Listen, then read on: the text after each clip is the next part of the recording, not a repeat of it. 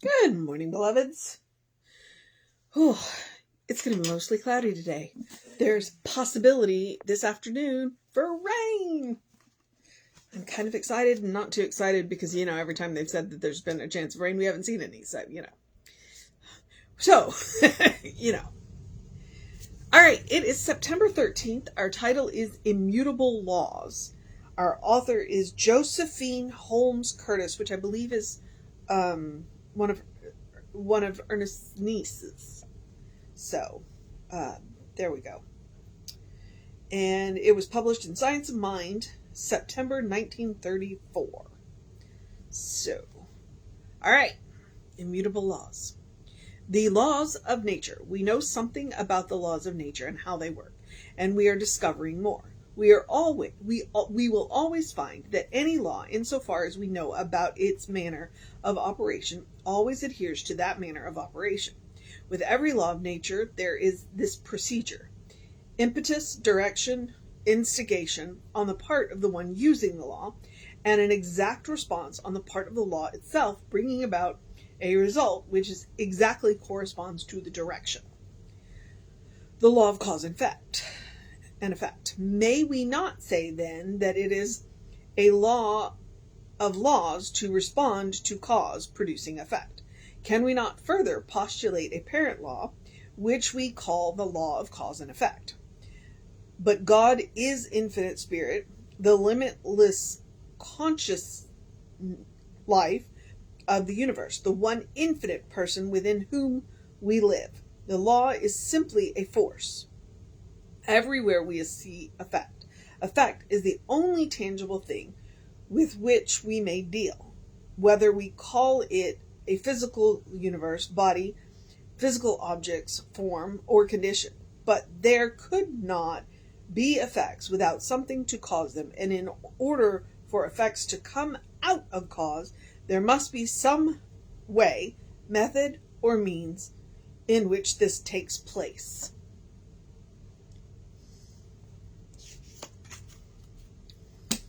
Okay. What? Seriously. Sometimes I read these and I'm like, I have this feeling that he took a snippet out and that there's a whole lot more. And I feel like that one, there's a whole lot more. And I like So this is one of those situations where if you have not been to the archives, I would suggest going to the Science of Mind archives. It was published in Science of Mind, September 1934, on page 62. And read the rest of the article, because I suspect that there's more articles.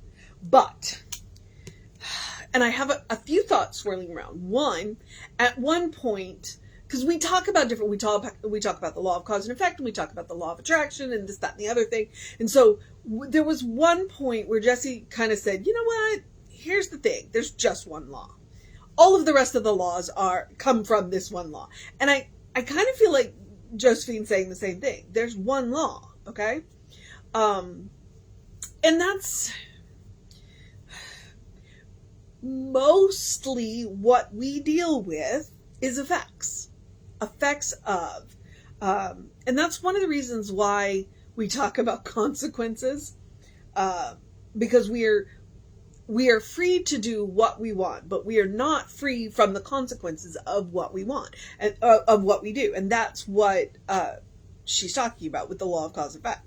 Yeah, you're welcome to go and do whatever it is that you want to do, but then you have to deal with consequences of what it is that you do. So you want to think really hard about what it is that you want to do, because you're going to have consequences. And the consequences may be good, they may not be. They may be non-preferred, okay? So if you're going to do something and you know you're going to get non-preferred consequences, then why are you doing it? So, which is how we can say it's all good. How we can say there's no power called evil. We've never said there's no evil. We've just said there's no power called evil. What we have called evil is the misuse of the power. The law, okay? The law doesn't judge. The law is not a personality. The law does not judge. The law simply says yes. The consequences of what the yes is, well, that's on you. So, that's why It's like we can look a fact in the face and call it what it is. It's like, okay, there is no power called evil.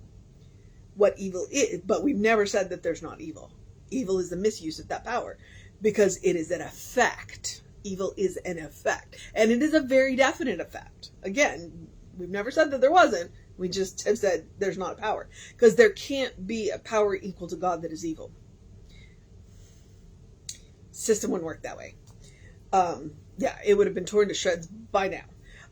And so she says, so look at gravity, okay?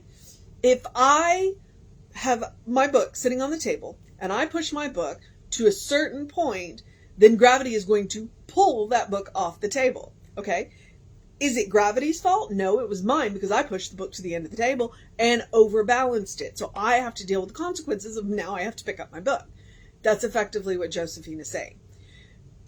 There's first cause, which is what we call God, okay? That is the original cause. Everything else is effect.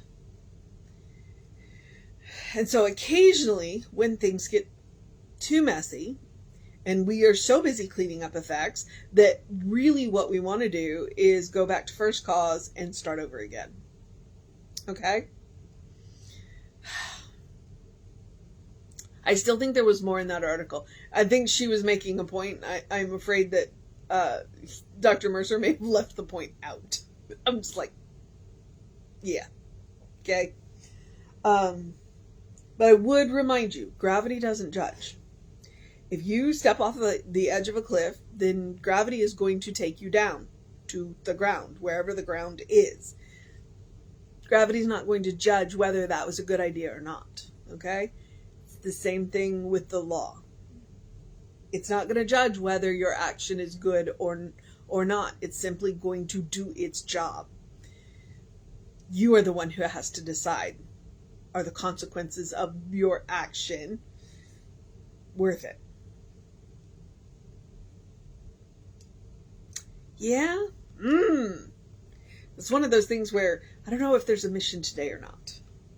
So I would suggest the mission today, should you choose to accept it, is contact Reverend Kathy Mastriani at the Science of Mind Archives and look for the rest of this article and see what it is that Josephine Holmes Curtis was telling us, because I feel like there's more in here.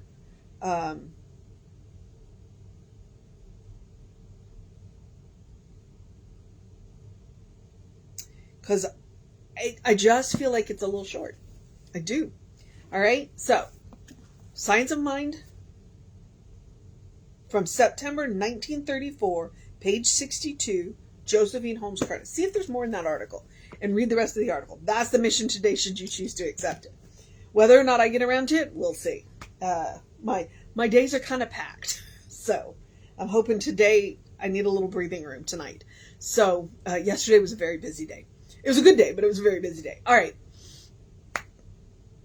So that's your mission. And if nothing else, just go check out the Science of Mind Archives. The Science of Mind Archive, there's a whole lot of really neat stuff in the archives on the website. And Kathy is always more than happy if you happen to be in the area. As far as I know, it's still in Golden, Colorado, but I know they were looking for a new home for it. So I haven't heard whether that's moved or not. Contact her. She is happy to show you around the archives, and you can see all kinds of things. One of the things that I saw when I was there was a copy of the Science of Mind text in Braille. It was amazing. And in all kinds of different languages and this, that, and the other thing. So it's really cool. So, all right. That is my suggestion. That's the mission today, should you choose to accept it. Go explore the archives online. And then think about going to visit Kathy at the archives. She's wonderful. You'll love her. All right. The other mission is the same mission I give you every day, which is the spiritual practice of self-care. Do something loving for yourself. Do something kind for yourself. Do something compassionate for yourself. It can be one thing. It can be three things. It can be all things. In the end, my goal is that everything you do for yourself and for others comes from a place of love, kindness, and compassion. It doesn't mean you won't do tough stuff, but when you do tough stuff, you will do it lovingly, kindly, and compassionately. We want to make a world that works for everybody. Where do we start? With ourselves. And we start by taking care of ourselves. So it can be as simple as taking a deep breath before you speak. Trust me, you know the power of that. Up to, contemplating a vacation, taking a vacation, okay? I do tend to say, eat dessert first, which I realized meant for me, don't save the good stuff. Your life is a special occasion. How many times have we come across that candle that we were saving for a special occasion and it's sticky and dusty and nasty and doesn't smell like it did when we first bought it? Don't save the good stuff. Celebrate your life now. All right. And besides, I'm a big believer. Chocolate is the first step to fixing anything. Okay. It may not be my first cause, but it's an effect I can get behind. And then I also want to remind you, whatever else is going on, joy is a quality of God. Therefore, joy is a quality of you. No matter what is going on in the world, no matter what is going on in your life, you deserve joy. Please make room for joy. That's part of this self-care. I encourage you to practice on yourself because you are your own best test subject. Is this the most loving, kind, and compassionate thing I can do? Well, you get immediate feedback. But I also am encouraging you to create a habit where everything you do is loving, kind, and compassionate. Okay? Like I said, doesn't mean you won't do the hard stuff. But when you do the hard stuff, when you do it lovingly, kindly, and compassionately, things just work better. So, please remind yourself of that. And the most important reason is you deserve your own love, you deserve your own kindness, you deserve your own compassion. Practice on yourself. Okay? It's kind of like that being on the airline, you put your oxygen mask on, then you help your neighbor. Same thing here.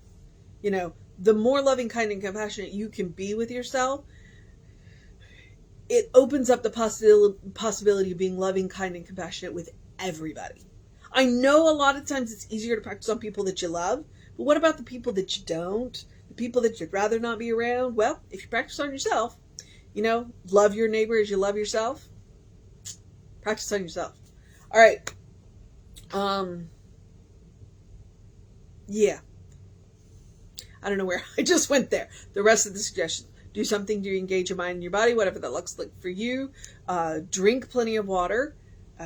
We may only be in the mid-90s today. I'm kind of excited about that. Yesterday was almost pleasant because, it was only 98. But hydrate. Your brain works better when it's well hydrated. Your body works better when it's well hydrated. Your skin looks better when it's well hydrated. I will appeal to anything to get you to drink more water, okay? And then get that early in your day bright light. I didn't get bright light per se because it's cloudy out there. I'm so excited about the clouds. So, artificial light will help too. From 7 to 9 in the morning, 5 to 10 minutes of that sun. It's the perfect angle to get you the vitamin D and to help to reset your circadian rhythm. It's science. You can look it up. But if you can't get out, like you get out before the sun, artificial light will help. It's 5 to 10 minutes of bright light. If you need extra assistance, then please Google seasonal affect disorder lamps. I think at this point you can just buy light bulbs and install them in something you already have. You don't even have to buy a thing. And it helps. There's lots and lots of research behind it. So try it out. All right. And then, as always, I'm going to remind you, open the windows of your soul. Allow the breath of heaven to remind you do live in heaven. Right here, right now. It's all around us all the time. I got that quote from Ernest Holmes from one of the books that I did, one of the 365 books. I love it because it reminds me that heaven isn't a place. It's a state of mind. It's a state of consciousness. And once we learn to create it for ourselves, nobody can take it away from us. And heaven can become any place we are. Instead of a place we have to get to, it can become the place we are now. Who wouldn't want that, right? So, open the windows of your soul. Recognize the one source. Recognize that it is all God. God is the first cause. Everything around us is an effect. And the good news about effects is we can change them. All right. So, and take Emma Curtis Hopkins' advice. Look for the good and praise it. That is the fastest way to open up your soul and get into that heavenly mindset. Count your blessings. And science has documented one of the best ways to change a mood. Like if you're not feeling so good about it, go volunteer. Go do something nice for somebody else. Go do a random act of kindness. That's the way to do it. Science says so. So, all right. Deep breath. I am at the social media. We are Creative Life Spiritual Center, Creative Life Spark. I'm the running Rev Ryan on the social medias that I am on. There's hours of content. I'm not going to belabor the point, but I am going to remind you, you want to know what's going on with the center, email info@creativelife.org. That will get you on the constant contact, and those hot links are hot. It says click here now. It will take you right to the information you want or to the person that can help you get it. So just look out for that. All right. I'm going to take a deep breath. Sometimes I talk so fast I forget to breathe. And encourage you to have a great day, a wondrous day, a fantastic day, a magical day, an enchanted day, a wonderful day, an awesome day, an amazing day. A checking into the cause and effect day, a checking out the Science of Mind archives day, a loving day, a kindness day, a compassionate day, a consciousness day, a good day. And if that is too much pressure, simply have a day. You are enough just as you are. You are a beloved child of God. You are a brilliant light, a divine spark. You are spirit in motion. You are God in action. Or as Reverend Jesse likes to call us, you are godly. Explore the truth of your being. Peel back the layers of what you have been told you are, who you have been told you are, and find out who God knows you to be. All right? That is the truth of your being. And that person, the person that God knows, that person's good. All right? Trust that person. Especially when you're looking at cause and effects and change and effects. Go back to the person that God knows. Explore that person. All right, beloveds. I'm going to remind you, Reverend David should be on around 5 p.m. with you. I'll be back with you around 9 a.m. tomorrow. Take care of yourself.